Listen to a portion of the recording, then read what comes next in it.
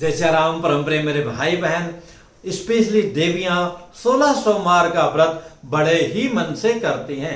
आज ही कमेंट्स मिला कि गुरुजी क्या हम हर वर्ष 16 सोमवार का व्रत कर सकते हूं? जी हाँ, बिल्कुल कर सकते हैं।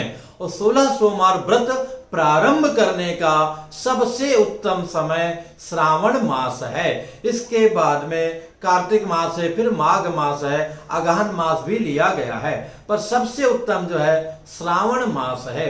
इसमें आपको डबल लाभ मिल जाएगा। एक तो 16 सोमवार के व्रत का लाभ मिलेगा, दूसरा श्रावण महीने में सोमवार का आप व्रत कर रहे हैं तो आपको डबल लाभ की प्राप्ति होगी।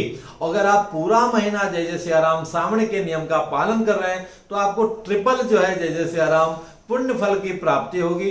एक तो जो है पूरे श्रावण माह की नियम का पालन करने का, दूसरा श्रावण सोमवार के व्रत का, और तीसरा 16 सोमवार तो आपका प्रारंभ से जुड़ ही रहा है।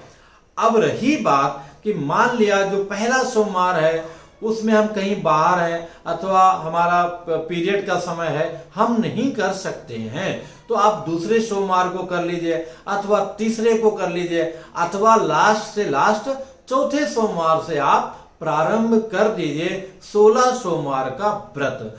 पर अगर सब कुछ अनुकूल है, स्पेशली अशुद्धि वगैरह नहीं है, तो प्रारंभ से ही श्रावण महीने का जो प्रथम सोमवार है वहीं से 16 सोमवार का व्रत प्रारंभ कर दीजिए। बहुत बहुत ही लाभप्रद है। अब इसमें भी बहुत सारी विधियां हैं, लगभग सारी विधियों का 16 सोमवार व्रत विधि इत्यादि अपने चैनल पर आप टाइप करेंगे तो वहां पर वीडियो उपलब्ध है, या इस लिंक को टच करके भी आप जान सकते हैं। अब रही बात कि व्रत आपने किया और बीच में अशुद्धि आ गई तो भी घबराने की बात नहीं है। जितने दिन अशुद्धि रही, 5 दिन 6 दिन माना, 7वें दिन तो उत्तम माना गया है। कई बार हम बहुत सही तो 6वें दिन भी कर सकते हैं।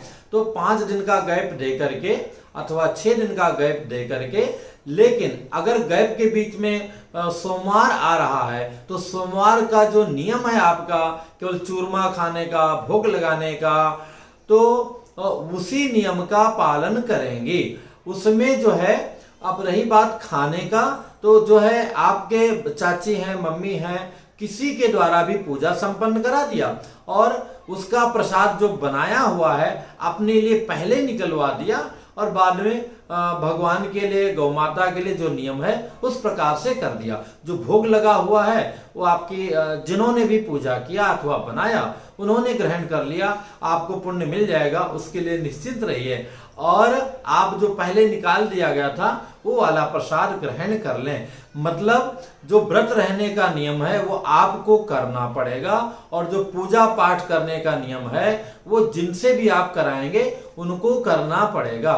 किसी कारण से कोई आप हॉस्टल में रह रही, बाहर रह रही हैं अथवा बताना नहीं चाह रही, गोपनीयता से व्रत करना चाह रही, तो आपने किसी से भी पूजा पाठ नहीं कराया, डोंट वेरी, कोई बात नहीं है।